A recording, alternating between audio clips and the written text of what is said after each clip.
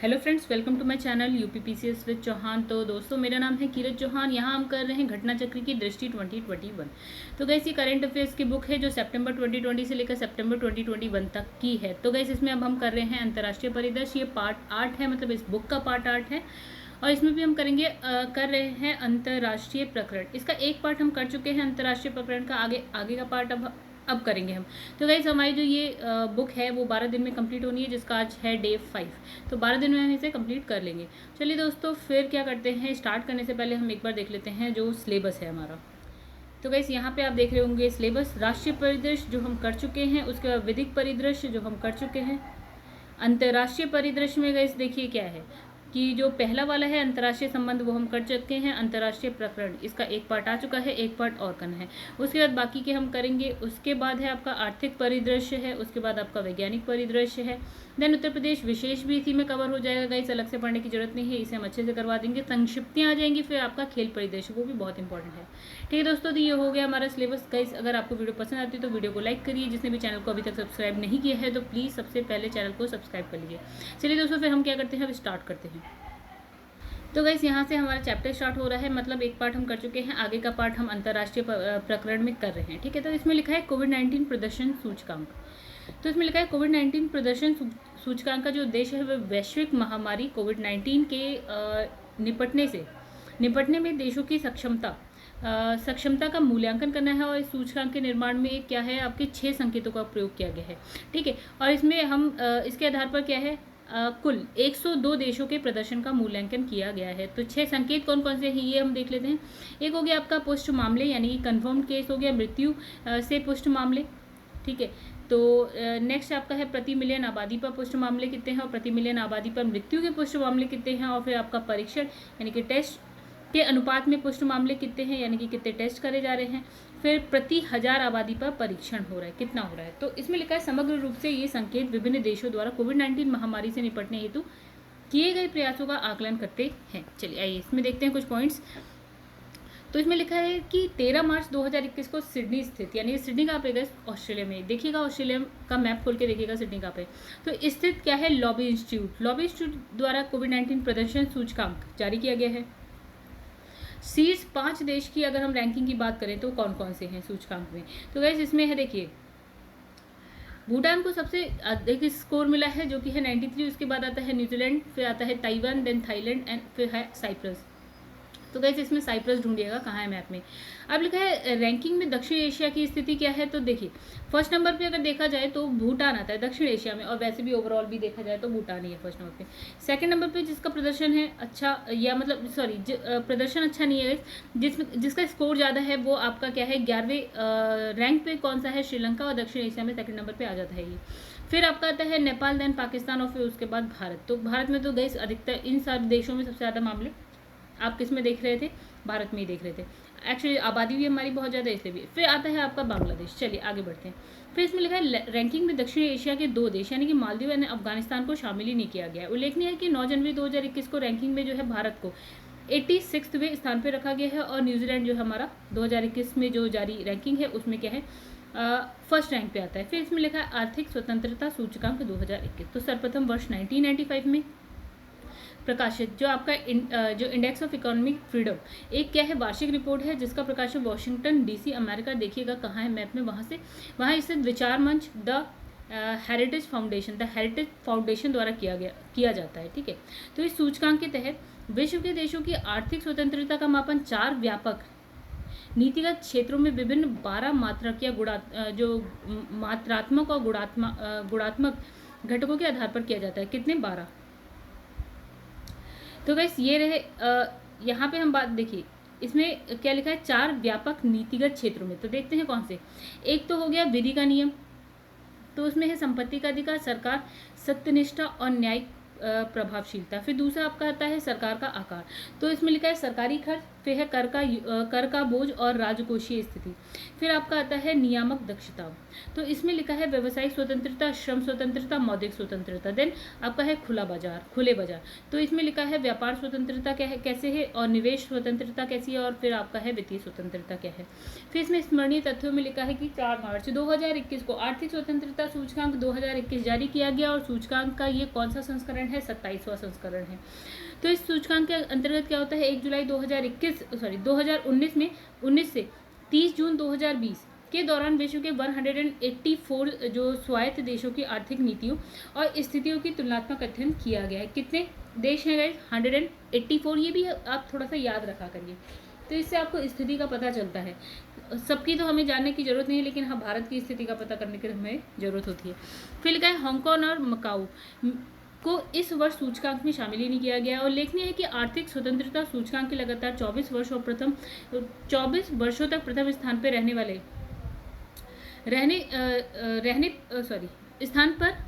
रहने के बाद वर्ष 2020 में हांगकांग को पहली बार दूसरा स्थान मिला है, यानी कि हांगकांग हमेशा क्या रहा है, फर्स्ट स्थान पे रहा था।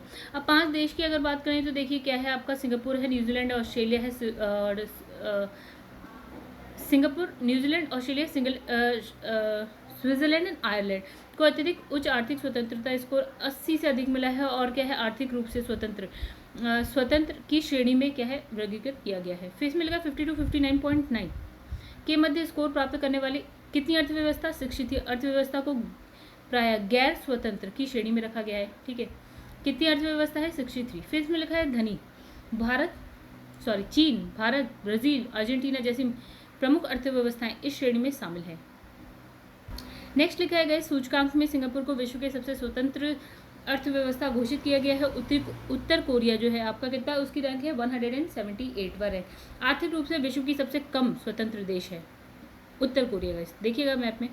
फिर इसमें लिखा है कि रिपोर्ट में शामिल 6 देश यानी कि इराक, लीबिया, फिर है लिechtenstein, ओके, सोमालिया, सीरिया, येमेन को कोई रैंक ही नहीं प्रदान की गई है। आर्थिक स्वतंत्रता सूचकांक 2021 में भारत का जो स्कोर है इस क्या है, 56.5 है, और इसका स्थान है 121, मतलब हम भी बेकारी आ रहे हैं। ठीक है, फिर लिखा है कि आपका एशिया प्रशांत क्षेत्र में भारत की रैंकिंग है 26वीं, एशिया प्रशांत क्षेत्र, ये भी हम बहुत पीछे हैं इस यहाँ पे। तो आर्थिक स्वतंत्रता सूचकांक 2021 में शीर्ष 5 देशों की बात करें तो सबसे ऊपर आता है आपका सिंगापुर, देन न्यूजीलैंड, फिर ऑस्ट्रेलिया, देन स्विट्जरलैंड एंड फिर आयरलैंड। फिर यहाँ लिखा है भारत एशिया क्या लिखा है, संरक्षित क्षेत्र भागीदारी की सह अध्यक्षता। तो इसमें लिखा है कि एशिया संरक्षित क्षेत्र सहभागीदारी की संकल्पना सर्वप्रथम नवंबर 2013 में कहाँ सेंदाई, जापान में आयोजित प्रथम एशिया पाक्स कांग्रेस में प्रस्तुत की गई थी, और इस कांग्रेस के दौरान जारी प्रमुख दस्तावेज सेंदाई चार्ट्स में एशिया के संरक्षित क्षेत्रों के सम्मुख उपस्थित साझा चुनौतियों और उससे निपटने हेतु अविलंब सहयोग की आवश्यकता को रेखांकित किया गया था। और इसी परिप्रेक्ष्य में वर्ष 2014 में ऑस्ट्रेलिया में आयोजित IUCN वर्ल्ड पाक्स कांग्रेस के दौरान APAP को औपचारिक रूप से लॉन्च किया गया। गाइस, इसमें कुछ स्मरणीय तथ्यों की बात करें तो APAP की सह अध्यक्षता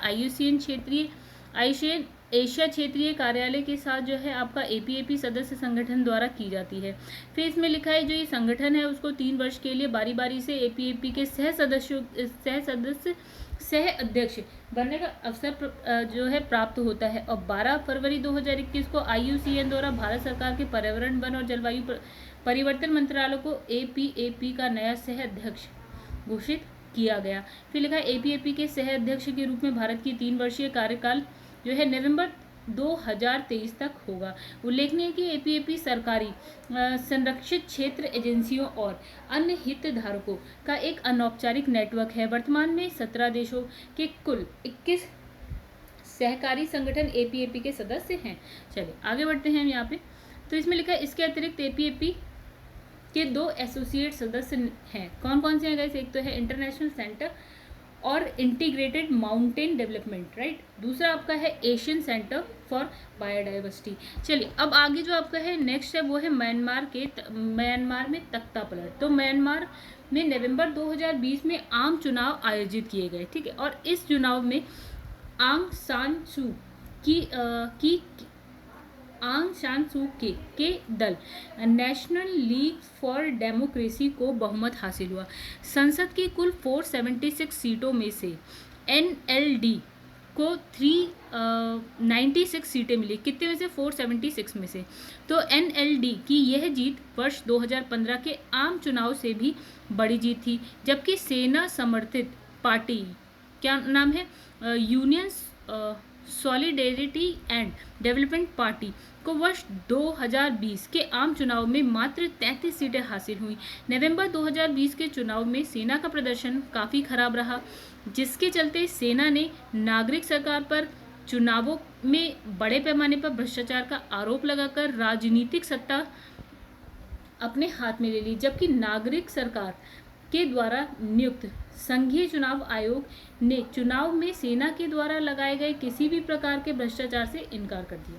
चलिए स्मरणीय तथ्यों की बात करते हैं तो 1 फरवरी 2021 को आंग सान सू की के नेतृत्व में चल रही नागरिक सरकार को म्यांमार की सेना टाट मादाव ने अपदस्थ कर दिया। ठीक है, और सरकार की सारी शक्तियां कार्यकारी राष्ट्रपति मिंट स्वे और सेना के कमांडर इन चीफ मिन आंग ह्वाइंग में केंद्रित हो गई। फिर उसके बाद लिखा है कि 2 फरवरी 2021 को मिन आंग ह्वाइंग के नेतृत्व में सरकारी कामकाज हेतु क्या लिखा है, स्टेट एडमिनिस्ट्रेशन काउंसिल का गठन किया गया और 1 अगस्त 2021 को सैन्य शासक मिन आंग ह्वाइंग ने स्वयं को म्यांमार का प्रधानमंत्री घोषित कर एक कार्यवाहक सरकार का गठन किया। ठीक है, आगे लिखा है एशिया प्रशांत निजीकृत स्वास्थ्य सूचकांक। तो एशिया प्रशांत निजीकृत स्वास्थ्य सूचकांक व्यक्तिगत स्वास्थ्य सेवा के क्षेत्र में हुई प्रगति को मापने के लिए शुरू किया गया एक नया स्वास्थ्य सूचकांक है। ज्ञातव्य है कि व्यक्तिगत स्वास्थ्य सेवा से तात्पर्य सही समय पर सही व्यक्ति को सही स्वास्थ्य देखभाल उपलब्ध होने से है। ठीक है, अब इसमें कुछ स्मरणीय तथ्यों की बात कर ले तो यहाँ लिखा है 28 जनवरी 2021 को द इकोनॉमिस्ट इंटेलिजेंस यूनिट यानी कि EIU द्वारा एशिया प्रशांत निजीकृत स्वास्थ्य सूचकांक जारी किया गया और ये जो सूचकांक है एशिया प्रशांत क्षेत्र के 11 देशों में निजीकृत स्वास्थ्य सेवा को अपनाने की तत्परता को मापता है।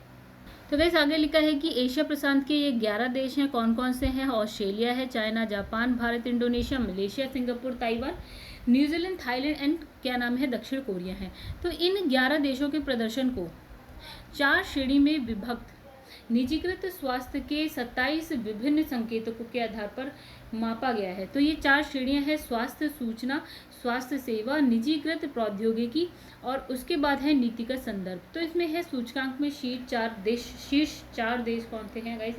फर्स्ट नंबर पे है सिंगापुर, देन है Taiwan, Japan and then Australia. अगर हम भारत की बात करते हैं तो गाइस भारत का स्थान है 10वां, स्कोर मिला है हमें 36। चलिए भ्रष्टाचार बोध सूचकांक 2020 की बात करते हैं तो 1995 में ट्रांसपेरेंसी इंटरनेशनल द्वारा प्रतिवर्ष भ्रष्टाचार जो आपका क्या नाम है बोध सूचकांक यानी कि CPI जारी किया जाता है और इस सूचकांक के तहत विश्व के देशों और क्षेत्रों को वहां व्याप्त भ्रष्टाचार के आधार पर रैंकिंग प्रदान की जाती है।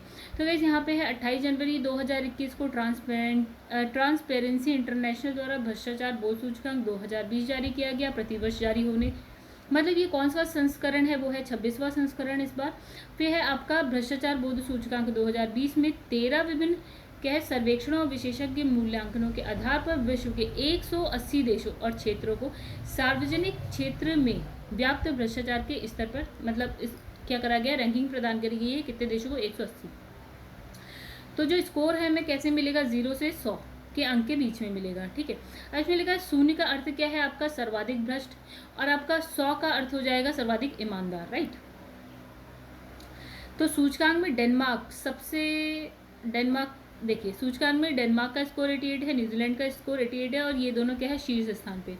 और सबसे लास्ट में 12 नंबर के संग है आपका सोमालिया, 12 के संग है आपका दक्षिणी सूडान, सबसे निचले पायदान पे 179 पे है।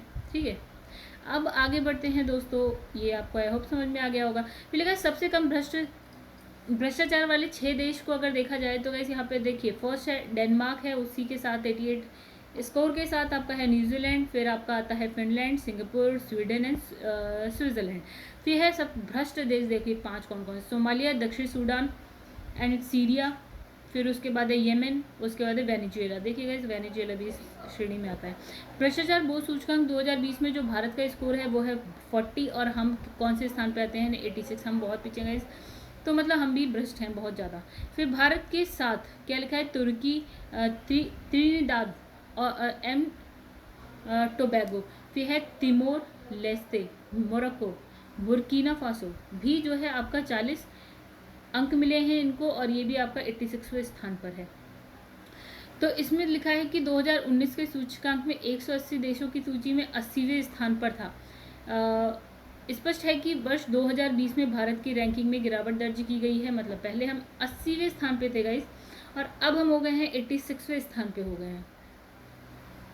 फिर लिखा है इस सूचकांक में भारत के पड़ोसी देशों की अगर हम बात अभी हम कौन से स्थान पे गए, 86। देखिए हम ऊपर देखिए 86 पे हैं हम लोग।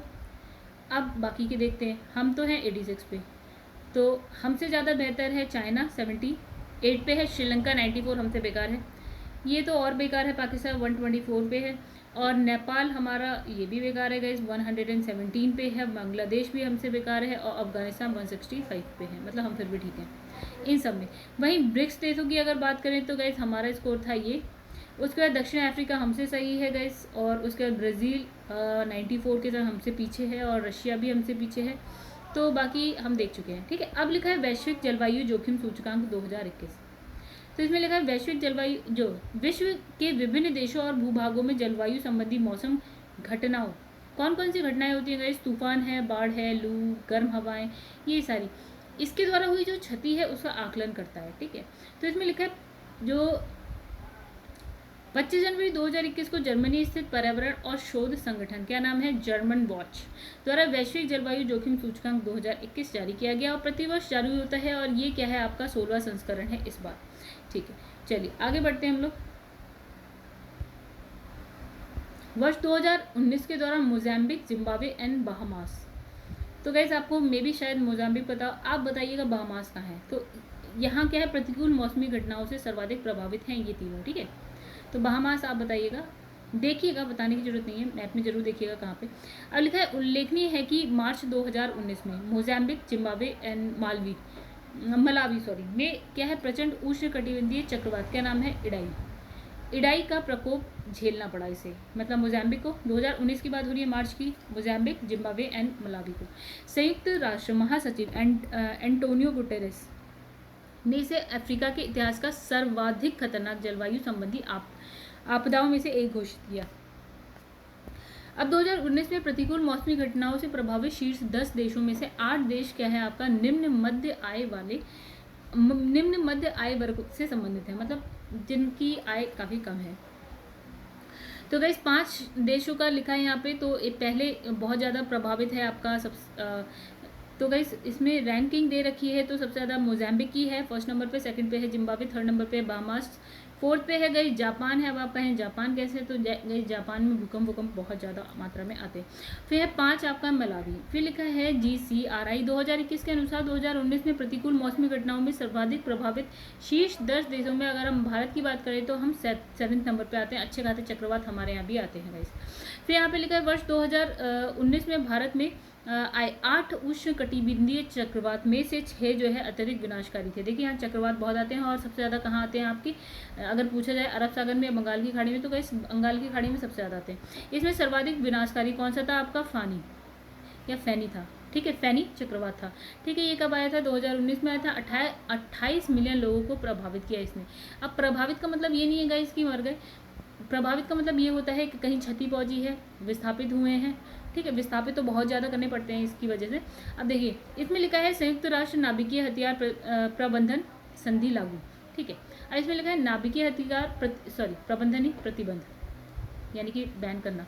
तो इसमें लिखा है नाभिकीय हथियार प्रतिबंध संधि को 7 जुलाई 2017 को संयुक्त राष्ट्र सम्मेलन द्वारा नाभिकीय हथियार को प्रतिबंधित करने के लिए कानूनी रूप से बाध्यकारी साधन के रूप में अंगीकृत किया गया था, और इस संधि को 20 सितंबर 2017 से संयुक्त राष्ट्र के सभी सदस्यों के हस्ताक्षर के लिए खोल दिया गया था। फिर 24 अक्टूबर 2020 को होंडुरास संयुक्त राष्ट्र नाभिकीय हथियार प्रतिबंध संधि का अनुसमर्थन करने वाला 50वां देश बन गया। तो क्या इंपॉर्टेंट हो गया यहाँ पे कि 50वां देश 50वां देश कब बना है, कौन बना है आपका हॉन्डुरस, कब 2020 में, राइट, इस पर हस्ताक्षर करने वाले। तो इसी के साथ इस संधि को लागू करने के लिए न्यूनतम 50 देश जो है पक्षकारों के अनुसमर्थन प्राप्त हो गए हैं, मतलब 50 देश इसमें साइन कर चुके हैं।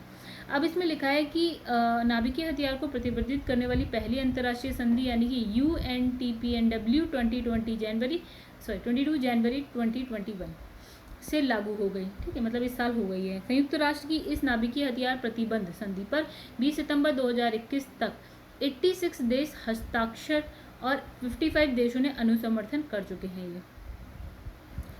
ठीक है, अब लिखा है ध्यान है कि संधि पर 50वां जो है अनुसमर्थन संयुक्त राष्ट्र की स्थापना की 75वीं वर्षगांठ पर किया गया और इस संधि के प्रथम अनुच्छेद के अनुसार संधि में शामिल सभी देश नाभिकीय हथियार का विकास, उसका परीक्षण, विनिर्माण, अन्यथा इसकी प्राप्ति, अधिग्रहण और स्टॉक नहीं करेंगे। तो गाइस जिसने भी अनुसमर्थन किया या हस्ताक्षर किया वो ये काम नहीं करेंगे। ठीक है, तो इसमें नाभिकीय हथियार की प्रत्यक्ष और परोक्ष अंतरण या नियंत्रण नहीं करेंगे। ठीक है, अब इसमें लिखा है कि इस संधि यह संधि नाभिकीय विस्फोटकों को तैनात करने, प्रतिस्थापित करने और परिनियोजित करने से प्रतिबंधित करती है, मतलब ये सारी चीज़ें नहीं होनी चाहिए। और संधि के आपके 86 हस्ताक्षरकर्ताओं में Bharat, Pakistan, China, America, France, Britain, रूस आदि देश शामिल नहीं हैं। तो गाइस जो अच्छे बड़े देश हैं वो शामिल नहीं हैं, मतलब ये इससे पीछे हटने वाले भी नहीं है कि नाभिकीय हथियार नहीं रखेंगे या इसका परीक्षण नहीं करेंगे, तो कुछ नहीं, तो ये नहीं है। तो भारत में पड़ोसी देशों में नेपाल ने इस पर हस्ताक्षर किया, जबकि बांग्लादेश और मालदीव ने इस पर जो है हस्ताक्षर अनुसमर्थन दोनों किए हैं। तो वैसे एक चीज़ है, ये छोटे मोटे देशों ने जिसने भी कर रखा है हस्ताक्षर, उनके पास तो वैसे भी कोई उनको ज़रूरत भी नहीं है ये सब करने की। जो इतने खतरनाक देश हैं गाइस उन्होंने ये हस्ताक्षर नहीं किया है। ठीक है, अब लिखा है ग्लोबल फायर पार्क सूचकांक 2021 नामक संगठन, मतलब इसने लिखा है ग्लोबल फायर पावर नामक संगठन विश्व की 140 आधुनिक सैन्य शक्तियों से संबंधित आंकड़ों को जो है प्रकाशित करता है और GFP द्वारा जारी रैंकिंग प्रत्येक राष्ट्र की क्या है पारंपरिक साधनों द्वारा थल, जल, वायु में युद्ध लड़ने की संभावित क्षमता पर आधारित है और जिस देश का स्कोर 0 से जितना निकट है वह राष्ट्र युद्ध क्षमता के संदर्भ में उतना ही अधिक शक्तिशाली माना जाएगा। उल्लेखनीय है कि सूचकांक के तैयार करने में किसी राष्ट्र की परमाणु युद्ध क्षमता को शामिल नहीं किया गया है। ठीक है, अब इसमें लिखा है कि स्मरणीय तथ्य, मतलब 14 जनवरी 2021 को GFP द्वारा ग्लोबल फायर पावर सूचकांक 2021 जारी किया गया है। कितने देश इसमें शामिल है? 140। और इसमें लिखा है भारत का अगर हम स्थान की बात करें तो चौथे स्थान पे है और पिछले वर्ष की रैंकिंग के समान। ठीक है, चलिए नेक्स्ट पेज पे आते हैं दोस्तों हम लोग। तो अब यहाँ क्या लिखा है? यहाँ लिखा है जो आपका ग्लोबल फायर पावर सूचकांक 2021 शीर्ष 5 देश की बात करते हैं तो अमेरिका और फर्स्ट रैंक पे है और उसके बाद है रशिया, देन चाइना, फिर आपका है भारत, फिर है जापान। तो भूटान जो है 23 स्कोर के साथ सूचकांक में अति में 140वें स्थान पर है और भूटान एक स्थल रुद्ध यानी कि लैंड लॉक देश है। लैंड लॉक का मतलब कि ये चारों तरफ से जो है आपका लैंड से घिरा हुआ है, समुद्र कहीं नहीं निकलता इसमें, जिसके चलते ये देश के पास क्या है नौसेना नहीं है। ठीक है, नौसेना नहीं है इसमें क्योंकि समुद्र से कहीं टच में नहीं आता ये। और भी बहुत सारे देश हैं लैंडलॉक, आप पता करिएगा कौन कौन से हैं। ठीक है, अब लिखा है मानव स्वतंत्रता सूचकांक 2020। तो मानव स्वतंत्रता सूचकांक के तहत व्यक्ति, नागरिक और आर्थिक स्वतंत्रता के आधार पर विश्व में मानव स्वतंत्रता की स्थिति को प्रस्तुत किया जाता है और मानव स्वतंत्रता सूचकांक 2020 में वर्ष 2018 के उपलब्ध आंकड़ों के आधार पर 162 देशों को शामिल किया गया है। कितने? 162। तो इसने कहा है कि 17 दिसंबर 2020 को वॉशिंगटन DC स्थित क्या है कैंटो इंस्टीट्यूट और कनाडा के फ्रेजर इंस्टीट्यूट द्वारा संयुक्त रूप से मानव स्वतंत्रता सूचकांक का 6ठा वार्षिक संस्करण है। कौन सा है? 6ठा। तो इसमें जो शीर्ष 5 देश हैं गाइस उसमें है न्यूजीलैंड, स्विट्जरलैंड, हांगकांग, SCR, चीन, डेनमार्क एंड आपका ऑस्ट्रेलिया। फिर इसमें लिखा है HFI 2020 में भारत का जो रैंक है वो है आपका 111, काफ़ी पीछे है। वर्तमान संस्करण में भारत व्यक्तिगत स्वतंत्रता के मामले में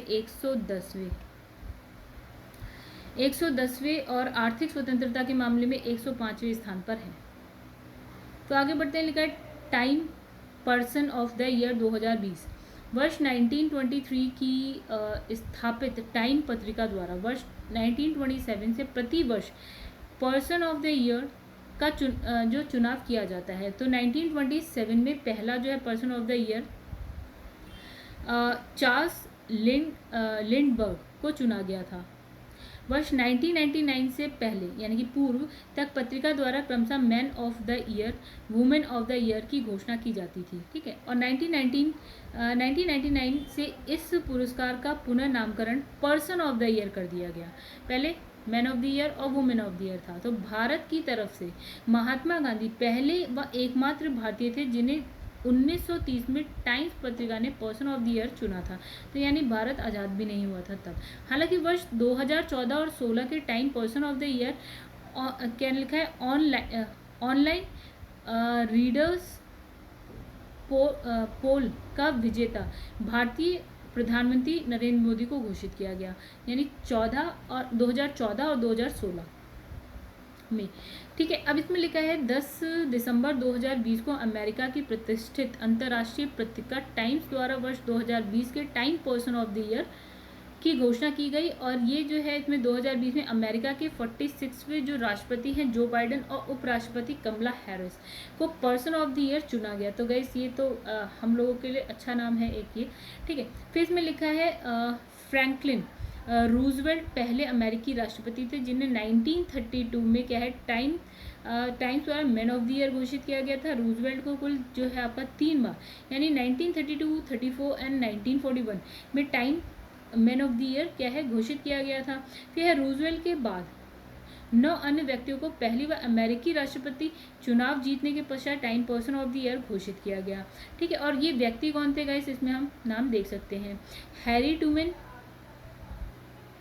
फिर लिखा है Lyndon B Johnson, Jimmy Carter, फिर है रोनाल्ड रीगन, बिल क्लिंटन, फिर जॉर्ज डब्ल्यू बुश हो गए हैं, बराक ओबामा हो गए, डोनाल्ड ट्रंप हो गए और जो बाइडेन हो गए। फिर हैरिस जो है आपकी अमेरिका की पहली उपराष्ट्रपति हैं जिन्हें पर्सन ऑफ द ईयर जो है घोषित किया गया, मतलब पहली उपराष्ट्रपति कौन, हैरिस, मतलब कमला हैरिस। तो भारतीय मूल की अमेरिकी वैज्ञानिक और अन्वेषण 15 वर्षीय गीतांजलि राव को क्या लिखा है जूम ऐप पर क्या है अपने पर्यवेक्षण, विचार मंथन, अनुसंधान, संवाद स्थापित करने की विशिष्ट क्षमता तथा उससे लोगों को जोड़ने के लिए टाइम द्वारा प्रथम क्या है किड ऑफ द ईयर 2020 चुना गया। चलिए नेक्स्ट पे आते हैं हम लोग दोस्तों, जलवायु परिवर्तन प्रदर्शन सूचकांक 2021। तो गैस जलवायु परिवर्तन भी देख लेते हैं। जलवायु परिवर्तन जो है प्रदर्शन सूचकांक का प्रकाशन वार्षिक रूप से 2005 से किया जा रहा है और ये सूचकांक के तहत जो है 57 देशों और यूरोपीय संघ के जलवायु संरक्षण के प्रदर्शन और मूल्यांकन एवं तुलनात्मक अध्ययन किया जाता है। और ये सूचकांक जो है 4 श्रेणियों के अंतर्गत 14 संकेतकों पर क्या है देश के समग्र प्रदर्शन के आधार पर जारी किया जाता है। 4 श्रेणियां कौन कौन सी है गाइस, एक तो हो गया ग्रीन हाउस गैस उत्सर्जन, नवीकरणीय ऊर्जा, और इसमें स्कोर भी लिखा है, ये 40% है और ये 20% 2020 यानी कि ऊर्जा उपयोग और जलवायु नीति। तो गाइस आगे लिखा है कि 7 दिसंबर 2020 को इसमें लिखा है जर्मन वॉच कैन इंस्टीट्यूट तथा न्यू क्लाइमेट इंस्टीट्यूट द्वारा संयुक्त रूप से जलवायु परिवर्तन प्रदर्शन सूचकांक, तो मतलब क्लाइमेट चेंज परफॉर्मेंस इंडेक्स यानी कि CCPI 2021 जारी किया गया। इसमें कोई भी देश अपना मतलब इसने कहा शीर्ष 3 स्थानों में कोई भी देश अपना स्थान नहीं बना पाया। शीर्ष 3 स्थानों पर किसी भी देश को इसलिए स्थान नहीं मिला है क्योंकि पेरिस समझौते के लागू होने के बाद भी किसी भी देश द्वारा जलवायु परिवर्तन के खतरनाक प्रभावों की रोकथाम हेतु पर्याप्त जो है कदम नहीं उठाए गए हैं, ठीक है। किसी भी देश को इस सूचकांक में अत्यधिक उच्च यानी कि वेरी हाई रेटिंग प्राप्त नहीं है। CCPI 2021 के अनुसार अंतर्राष्ट्रीय स्तर पर स्वीडन लगातार चौथे वर्ष जलवायु संरक्षण मामले में क्या है अग्रणी मतलब कि आगे है और शीर्ष 3 स्थान जो है रिक्त रखे जाने के कारण जो स्वीडन का जो रैंकिंग है वो हो गई 4th। फिर यूरोपियन संघ और स्वीडन सहित 13 देशों को CCPI 2021 में उच्च रेटिंग दी गई है, ठीक है। तो मतलब स्वीडन और क्या है आपका यूरोपीय संघ को। तो इसमें लिखा है G20 समूह के मात्र 3 देश जैसे कि यूनाइटेड किंगडम हो गया, भारत और यूरोपियन यूनियन ये शीर्ष 10 में शामिल है। तो वैसे हम भी 10 में हैं, ठीक है। अब इसमें लिखा है जो ब्रिक्स देशों की स्थिति अगर देखी जाए तो हमारी इन सब में तो सबसे उच्च ही है, यानी कि 10वीं रैंक हमारी है, भारत ऊपर है सबसे, सेकंड नंबर पे ब्राज़ील आता है, फिर आपका चाइना, दक्षिण अफ्रीका एंड रशिया, ये उनकी रैंकिंग है गाइस, आप देख सकते हैं, ठीक है। स्कोर का एज सच कोई वो नहीं होता है रोल, स्कोर आप नहीं भी देखते हैं तो भी चलेगा, और सबकी रैंकिंग देखने की जरूरत नहीं है, ब्रिक्स जरूर देखा करिए, बिकॉज ब्रिक्स में हम भी हैं और हमारे आसपास के, मतलब ब्रिक्स देखा करिए और थोड़ा अपने पड़ोसी देशों को देखा करिए उनकी रैंकिंग क्या है, ठीक है। 2 ही 4 देश इंपॉर्टेंट होते हैं, नेपाल, भूटान, पाकिस्तान हो गया, आपका अफगानिस्तान हो गया, अफगानिस्तान को तो क्या ही कंसिडर करेंगे, श्रीलंका हो गया, बस ये देखना है, और आपको ब्रिक्स देश देखने हैं, और पहला, दूसरा, तीसरा कौन आता है और सबसे अंतिम कौन आता है ये देखना है।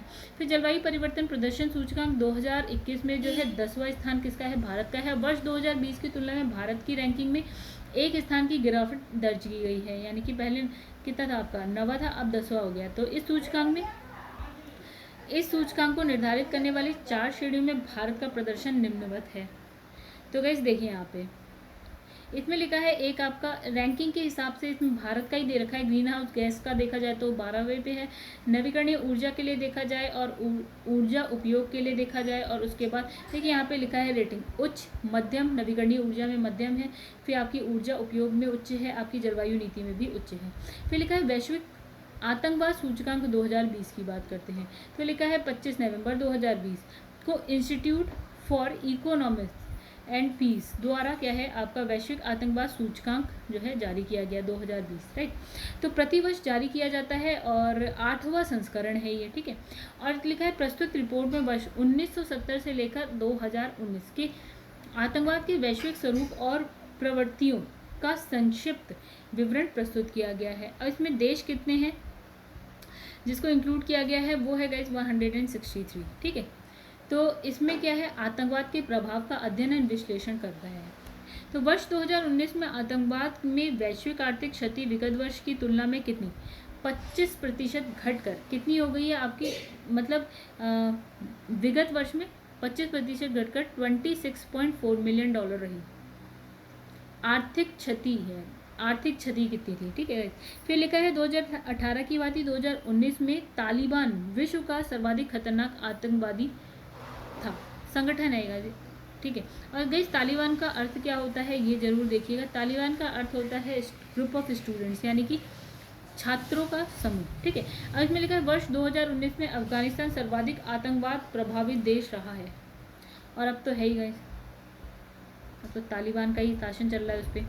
अब लिखा है वर्ष 2019 में उज्बेकिस्तान आतंकवाद से सबसे कम प्रभावित है। गाइस जो आपका मैप है ना उसमें देखिएगा ये कहाँ पे है, लिखा है सूचकांक में भूटान, सिंगापुर, संयुक्त राष्ट्र अमीरात यानी कि UAE, बेलारूस समेत 29 देशों को शून्य स्कोर के साथ अब जो आतंकवाद है आतंकवाद से अप्रभावित देशों की श्रेणी में रखा गया है।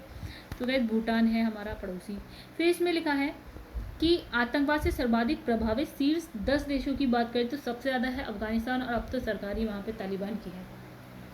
उसके बाद इराक आ जाता है, फिर नाइजीरिया है, सीरिया है, सोमालिया है, येमेन, पाकिस्तान। 8वें नंबर पे हम आते हैं भारत, यानी कि पाकिस्तान के बाद हम हैं। फिर आपका है कॉन्गो लोकतांत्रिक गणराज्य, ये देखिएगा कहाँ पे है, अफ्रीका महाद्वीप पे देखिएगा कहाँ पे है। देन आपका फिलीपींस भी आ जाता है इसमें। फिर वैश्विक आतंकवाद सूचकांक 2020 में भारत 8वें स्थान पर है गाइस, ठीक है। और 2019 की बात करें तो हम 7वें स्थान पे थे, अभी हम खिसक गए, 1 स्थान पीछे हो गए। फिर लिखा वर्ष 2019 में भारत में जम्मू कश्मीर आतंकवाद से सर्वाधिक जो है प्रभावित रहा, और जहां 165 आतंकवादी घटनाओं में कुल 103 लोगों की मृत्यु हुई। तो गाइस अब तो मुश्किल है ये सारी चीज़ें भारत में होना। फिर लिखा है उमंग ऐप का अंतर्राष्ट्रीय संस्करण। अच्छा, उमंग की फुल फॉर्म क्या होती है, United mobile application for new age governance. Bharat सरकार का एक एकीकृत सुरक्षित बहु चैनल बहुभाषी बहुसेवा मोबाइल ऐप है। उमंग ऐप को 29 नवंबर 2017 को प्रधानमंत्री नरेंद्र मोदी ने क्या है राष्ट्र को समर्पित किया। तो इसे इलेक्ट्रॉनिक्स एंड सूचना प्रौद्योगिकी मंत्रालय ने नेशनल ई गवर्नेंस डिवीज़न के साथ मिलकर तैयार किया है। यह ऐप केंद्र से लेकर स्थानीय सरकारी निकायों द्वारा प्रदत्त एवं अन्य नागरिक केंद्र सेवाओं को प्राप्त करने हेतु सभी भारतीय नागरिकों को एक एकल मंच प्रदान करती है। फिर लिखा है आपका 29 नवंबर 2020 को उमंग ऐप के 3 वर्ष पूरे होने के अवसर पर इसका अंतर्राष्ट्रीय संस्करण लॉन्च किया गया। उमंग ऐप के अंतर्राष्ट्रीय संस्करण को इलेक्ट्रॉनिक्स एंड सूचना प्रौद्योगिकी मंत्रालय ने विदेश मंत्रालय के समन्वय से तैयार किया है। उमंग ऐप का अंतर्राष्ट्रीय संस्करण कुछ चुने हुए देशों जैसे कि America, England, Canada, Australia, UAE, Netherlands, Singapore, Australia और न्यूजीलैंड ने अपनी, तो गाइस यहाँ पे भी लिखा है ऑस्ट्रेलिया, यहाँ पे भी लिखा है ऑस्ट्रेलिया ने अपनी सेवाएं उपलब्ध कराई। फिर लिखा है ये विदेशों में भारतीय छात्रों, अप्रवासी भारतीयों और भारत के विदेश जाने वाले पर्यटकों के लिए विशेष रूप से मददगार होगा, क्योंकि वे विदेश में इस मोबाइल ऐप के माध्यम से भारतीय सेवाएं प्राप्त कर सकेंगे। तो ये अच्छी चीज़ है। फिर लिखा वैश्विक रिश्वत जोखिम सूचकांक 2020। तो वैश्विक रिश्वत जोखिम सूचकांक को पहली बार वर्ष 2014 में प्रकाशित किया गया था और इस सूचकांक को संयुक्त राष्ट्र, विश्व बैंक, गॉथेनबर्ग विश्वविद्यालय, विश्व आर्थिक मंच सहित सार्वजनिक हित से जुड़े प्रमुख अंतर्राष्ट्रीय संगठनों से प्राप्त आंकड़ों के आधार पर तैयार किया गया है। फिर लिखा है स्मरणीय तथ्य। तो 19 नवंबर 2020 को वैश्विक रिश्वत जोखिम सूचकांक 2020 को रिश्वत रोधी मानक निर्धारण संगठन यानी कि TRACE द्वारा जारी किया जाता है। इसमें कितने देश हैं सम्मिलित? 194 हैं। और गाइस इसमें लिखा है जो आपका ट्रेस रिश्वत जोखिम सूचकांक 194 देशों में रिश्वत की मांग की संभावना का मापन करता है और 2020 में डेनमार्क इसमें शीर्ष स्थान पर है और उत्तर कोरिया अंतिम स्थान पर, मतलब अंतिम पायदान पर है। 2020 में अगर हम देखें भारत की रैंकिंग तो कई कितनी है? 77 नंबर पे हम हैं। कितने में से? 194 देशों में से। 2019 में हमारी जो रैंक थी वो थी आपकी गई 78। चलिए आगे बढ़ते हैं। फिर लिखा है लेगेटम इस समृद्धि सूचकांक 2020। तो 17 नवंबर 2020 को लेगेटम इंस्टीट्यूट द्वारा लेगेटम समृद्धि सूचकांक 2020 जारी किया गया और ये सूचकांक जो है आपका, यह इस सूचकांक का 14वां संस्करण है। तो यह सूचकांक संपूर्ण विश्व के 167 देशों में समृद्धि का मापन करता है, जो कि एक साथ 99.7% वैश्विक आबादी को कवर करता है। ठीक है। फिर लिखा है विश्व समृद्धि सूचकांक 2020 294 संकेतकों का एक वृहद परिप्रेक्ष्य पर आधारित है और इन 294 संकेतकों को समृद्धि के 12 स्तंभों के अंतर्गत व्यवस्थित किया गया है। और ये 12 स्तंभ क्या है? इसमें लिखा है सुरक्षा एवं संरक्षा, और फिर आपका है व्यक्तिगत स्वतंत्रता, प्रशासन, सामाजिक पूंजी, निवेश का माहौल, उद्यमिता की शर्तें, बाजार तक पहुंच, अवसंरचना। ठीक है। फिर है आर्थिक गुणवत्ता, रहन सहन की स्थिति, स्वास्थ्य, शिक्षा और प्राकृतिक पर्यावरण। फिर इसमें लिखा है गाइस कि इसमें जो डेनमार्क है उसको प्रथम स्थान मिला है। 2019 की रैंकिंग में नॉर्वे फर्स्ट नंबर पे था। ठीक है, जो कि अब किस पे हो गया? सेकंड स्थान पे हो गया है। फिर न्यूजीलैंड आपका कौन से स्थान पे है? 7वें स्थान पे है। लिखा है वर्ष 2020 की रैंकिंग में जो है भारत का स्थान देखिए क्या है गाइस? 101वां स्थान है, जबकि 2019 में हमारा क्या स्थान था? 98 था। ठीक है। अब लिखा है भारत ने अपनी समग्र रैंकिंग में विगत वर्ष की अपेक्षा 3 स्थानों की गिरावट के बावजूद स्वास्थ्य क्षेत्र में उल्लेखनीय रूप से क्या है? 41वें रैंक, मतलब सुधार किया है, रैंक का सुधार किया है। फिर लिखा है वर्ल्ड टैलेंट रैंकिंग 2020 नवंबर 2020 में क्या लिखा है? IMD यानी कि international institute for management development world क्या लिखा है? ये कॉम्पिटिटिवनेस सेंटर द्वारा क्या है? वर्ल्ड टैलेंट रैंकिंग 2020 का 7वां संस्करण है गाइस ये। तो ये जारी हुआ है। ठीक है। तो IMD ने वर्ल्ड टैलेंट रैंकिंग को 3 कारकों के आधार पर तैयार किया है। कौन से हैं 3 कारक? तो गाइस कौन से हैं 3 कारक? निवेश और विकास, तत्परता और अपील। वर्ल्ड टैलेंट रैंकिंग में प्रति व्यक्ति मध्यम और उच्च आय वाली कितनी 63 अर्थव्यवस्थाओं को शामिल किया गया है। अब इसमें लिखा है कि वर्ल्ड टैलेंट रैंकिंग 2020 शीर्ष 5 देशों की अगर हम बात करें तो गाइस देखिए यहाँ पे रैंक 2020 की भी दे रखी है, 2019 की भी दे रखी है। ठीक है। तो स्विट्जरलैंड 2020 में फर्स्ट है, 19 में भी first, Denmark second, Luxembourg third और फिफ्थ था 2019 में, आइसलैंड आपका फोर्थ था, यहाँ पे 7th है, और फिर आपका है स्वीडन। फिर लिखा है इस सूचकांक में प्रथम 5 स्थानों पर क्रमशः स्विट्जरलैंड, डेनमार्क, लग्जमबर्ग, आइसलैंड और स्वीडन की स्थिति है। फिर लिखा है ब्रिक्स देशों की बात करें तो ब्राज़ील, रशिया, भारत, चीन और दक्षिण अफ्रीका, इसकी रैंकिंग आप देख सकते हैं। इस सूचकांक में शामिल 63 देशों की सूची में पिछले वर्ष के 59वें स्थान के मुकाबले भारत में जो है 3 पायदान और नीचे चला गया, यानी कि 62वें स्थान पर पहुंच गया। फिर है एंडोरा, IMF का 190वां सदस्य राष्ट्र। कौन सा है? एंडोरा। ठीक है, तो किसका है गाइस? ये IMF का है। तो इसमें लिखा है न्यू हैम्पशायर, कहाँ पे? यूनाइटेड स्टेट ऑफ अमेरिका में आयोजित संयुक्त राष्ट्र, क्या लिखा है? ब्रेटन वुड्स सम्मेलन 1945 में अर्थशास्त्री जॉन मेनर्ड कीन्स और हेनरी डेक्स्टर व्हाइट द्वारा अंतर्राष्ट्रीय भुगतान प्रणाली और भुगतान संतुलन से संबंधित एक अंतर्राष्ट्रीय संस्था के निर्माण की क्या है अवधारणा पेश की गई है, जो बाद में अंतर्राष्ट्रीय मुद्रा कोष के रूप में अस्तित्व में आया। गाइस कब आया था ये? 1944 में आया था। ये कब की बात है गाइस? द्वितीय विश्व युद्ध की बात है। ठीक है, 1945 में द्वितीय विश्व युद्ध खत्म हो जाता है और ये कब आता है? 1944 में, जब ये देशों को ये महसूस होने लगा कि गाइस उनकी क्या था, आर्थिक स्थिति बहुत ही ज़्यादा ख़राब हो गई थी। अब उनको कुछ ऐसा करना था कि सारे देश जो भी द्वितीय विश्व युद्ध में शामिल थे उनकी आर्थिक स्थिति को सुधारा जाए। तो कुछ बड़े संगठन आए थे, जैसे कि आपका यूनाइटेड नेशन हो गया, आपका गाइस आपका वर्ल्ड बैंक हो गया, आपका IMF हो गया, तो ये सारे आए थे। ठीक है, चलिए आगे बढ़ते हैं। तो इसमें लिखा है कि देखिए, लिखा भी है अंतर्राष्ट्रीय भुगतान प्रणाली भुगतान संतुलन से संबंधित अंतर्राष्ट्रीय संगठन के निर्माण की अवधारणा पेश की गई है, जो बाद में क्या है अंतर्राष्ट्रीय मुद्रा कोष के रूप में अस्तित्व में आया। IMF की वर्तमान प्रबंधन निदेशक कौन है? बुल्गारिया अर्थशास्त्री क्या है? क्रिस्टलिना जॉर्जीवा है। ठीक है, जिनकी नियुक्ति 1 अक्टूबर 2019 को इस पद पर हुई है। भारतीय मूल के अर्थशास्त्री गीता गोपीनाथ को IMF की क्या है इकोनॉमिक काउंसलर और रिसर्च डिपार्टमेंट डायरेक्टर के पद पर नियुक्त किया गया है। 16 अक्टूबर 2020 को क्या यूरोपीय देश क्या है एंडोरा अंतर्राष्ट्रीय मुद्रा कोष का जो है 190वां सदस्य बन गया। तो ये अपडेट था। फिर एंडोरा द्वारा IMF की सदस्यता हेतु जनवरी 2020 में क्या है आवेदन किया गया था। IMF में एंडोरा का प्रारंभिक कोटा जो है प्रारंभिक कोटा अर्थात क्या है विश्व आहरण अधिकार कितना 82.5 मिलियन। ठीक है ठीक है गाइस, जैसे ना हर देश का इसमें क्या होता है कोटा होता है। कभी भी आपको वहाँ से ऋण लेना हो तो उसके हिसाब से ही आपको मिलता है ऋण। ठीक है, जैसा आपका कोटा रहेगा जिस हिसाब से उसको वैसा ही ऋण मिलेगा। फिर लिखा है ज्ञातव्य है कि इससे पूर्व 12 अप्रैल 2016 को कौन नॉरू IMF का 189वां सदस्य रहा। ठीक है, एंडोरा फ्रांस और स्पेन के बीच क्या है स्थल अवरुद्ध देश है। तो वैसे एंडोरा ढूंढेगा कहाँ पे है। ठीक है, जल्दी किसी को मिलेगा नहीं। चलिए आगे बढ़ते हैं दोस्तों।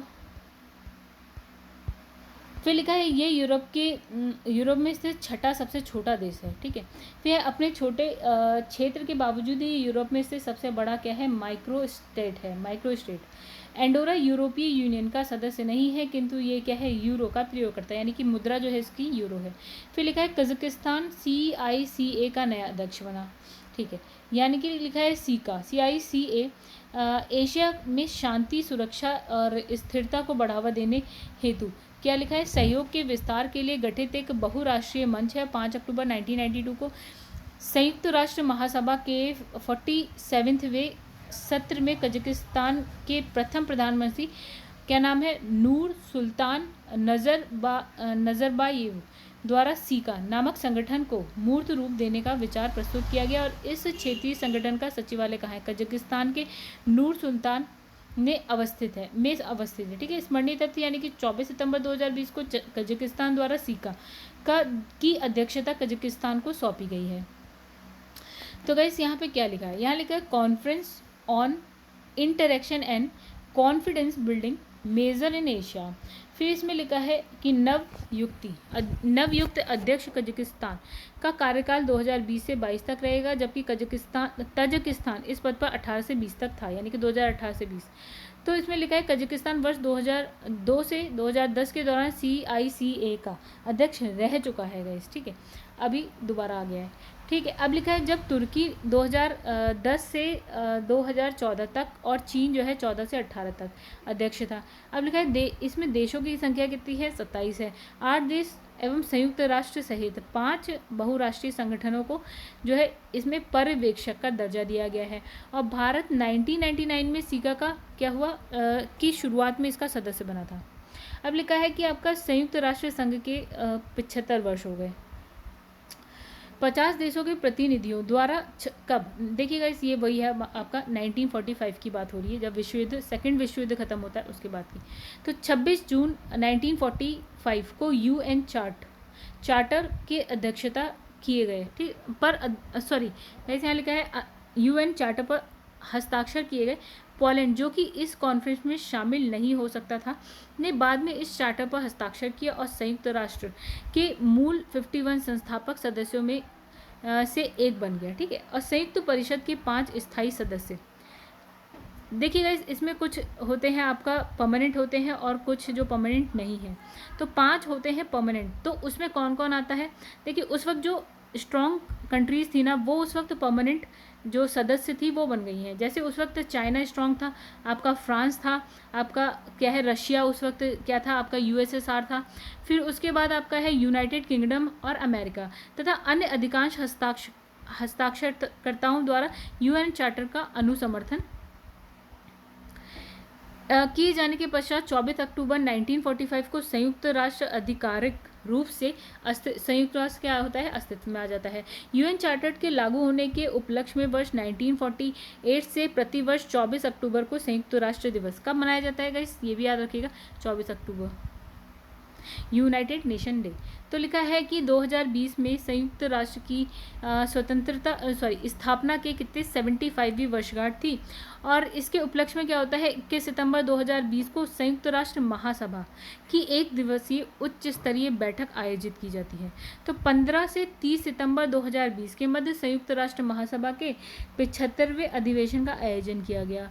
फिर UN महासभा का 75वां सत्र इस संगठन के इतिहास में किसी अन्य सत्र से बिल्कुल अलग था, ठीक है। अब लिखा है कोविड-19 महामारी के कारण क्या होता है कि 75वें सत्र के दौरान सदस्य देशों के शासनाध्यक्ष ने पहली बार रिकॉर्ड किए हुए वीडियो संदेश के जरिए महासभा के उच्च स्तरीय खंड यानी कि जनरल डिबेट में शिरकत की। मतलब कोविड-19 में देखिए गए सब कुछ वर्चुअल हुआ है, वर्चुअल मीटिंग हुई है ना। तो इसमें लिखा है उल्लेखनीय कि इस वर्ष जनरल डिबेट का आयोजन 22 से 26 सितंबर 2020 तो 29 सितंबर 2020 को किया गया। तो जनरल डिबेट का जो थीम था ना गाइस वो क्या थी, इसमें लिखा है the future we want, the United Nation we need. फिर इसमें लिखा है आपका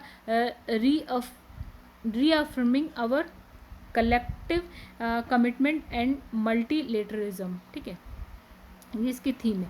संयुक्त राष्ट्र महासभा के 75वें सत्र की अध्यक्षता वोल्कान बोजकिर तुर्की के राजनयिक हैं यानी कि राजनयिक थे, उन्होंने की थी। वे महासभा की अध्यक्षता करने वाले तुर्की के पहले नागरिक थे। तो गाइस ये भी एक अच्छा पॉइंट है।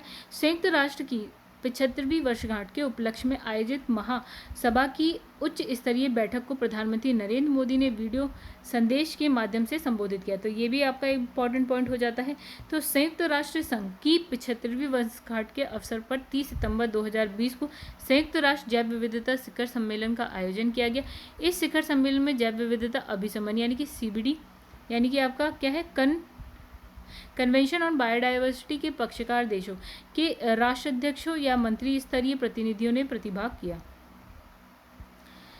तो गाइस आगे लिखा है कि इस शिखर सम्मेलन का केंद्रीय विषय क्या था, सतत विकास हेतु जैव विविधता पर अविलंब कार्यवाही यानी कि अर्जेंट एक्शन और बायोडाइवर्सिटी फॉर सस्टेनेबल डेवलपमेंट।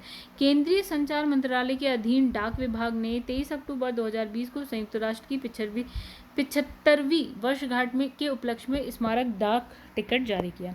अब लिखा है आपका ग्लोबल स्मार्ट सिटी इंडेक्स 2020। तो 17 सितंबर 2020 को इंस्टीट्यूट फॉर मैनेजमेंट डेवलपमेंट ने सिंगापुर प्रौद्योगिकी एंड डिज़ाइन विश्वविद्यालय यानी कि SUTD Singapore university of technology and design के सहयोग से ग्लोबल स्मार्ट सिटी इंडेक्स 2020 दूसरा संस्करण जो है उसको जारी किया। ग्लोबल स्मार्ट सिटी इंडेक्स आर्थिक और तकनीकी आंकड़ों के आधार पर शहरों के क्रम यानी कि रैंक को निर्धारित करता है और ग्लोबल स्मार्ट सिटी इंडेक्स का पहला संस्करण वर्ष 2019 में आता है। अभी कौन सा आया? दूसरा आया, ठीक है, 2020 का दूसरा है, 2019 का पहला था, मतलब अभी स्टार्ट हुआ है ये गाइस। तो इसमें लिखा है ग्लोबल स्मार्ट सिटी इंडेक्स 2020 में विश्व के 109 शहरों की सूची में सिंगापुर प्रथम नंबर पे है। तो विश्व के 4 भारतीय शहरों की अगर हम बात करें तो कौन कौन से हैं गाइस? हैदराबाद, नई दिल्ली, मुंबई और फिर आपका बेंगलुरु। तो यहाँ पे देखिए रैंक दे रखी है, 2020 की भी दे रखी है, 2019 की भी दे रखी है, यहाँ पे रेटिंग भी दे रखी है। तो आप ये देख लीजिए, फर्स्ट नंबर पे देखिए यहाँ पे लिखा है 2020 की हम देखते हैं तो सिंगापुर है, फिर हेलसिंकी है और ज्यूरिक है, ऑकलैंड है, ओस्लो है। तो गाइस ये आप देख लीजिएगा कौन कौन सी कंट्री में है ये शहर। फिर लिखा है भारतीय शहर, तो उसमें देखिए 20 और 21 और रेटिंग वेटिंग सब दे रखी है, हालांकि हम सी पे हैं।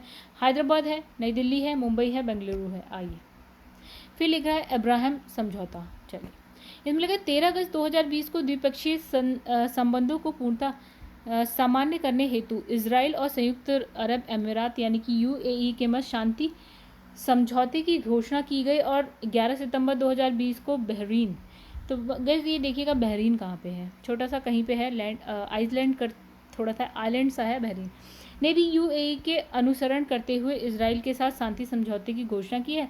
ज्ञातव्य है कि वर्ष 1979 में मिस्र प्रथम अरब राज्य था जिसने इजराइल के साथ शांति समझौते पर हस्ताक्षर किया। तो गाइस अभी यूएई की बात हो रही है, ठीक है। तो इसमें लिखा है कि 15 सितंबर 2020 को 2 अरब देश, देखिए जब इजराइल आया था ना गाइस अस्तित्व में, उसके बाद क्या होता है, जितने भी अरब देश थे ना वो इजराइल के हो गए थे शत्रु। अब धीरे धीरे क्या कर रहे हैं, शांति समझौता कर रहे हैं देश इजराइल के साथ, क्योंकि इजराइल को हराना या उससे लड़ पाना गाइस बहुत ही मुश्किल है। हालांकि इजराइल बहुत ही छोटा सा देश है, आप वर्ल्ड मैप जो हो ना उसमें आप देखिएगा। तो यहाँ लिखा है 15 सितंबर 2020 को 2 अरब देश यथा संयुक्त यूएई और बहरीन को इजराइल के साथ राजनयिक संबंधों की स्थापना हेतु एक क्या है आपका समझौते पर हस्ताक्षर किया। तो ये समझौते को अब्राहिम समझौता कहते हैं।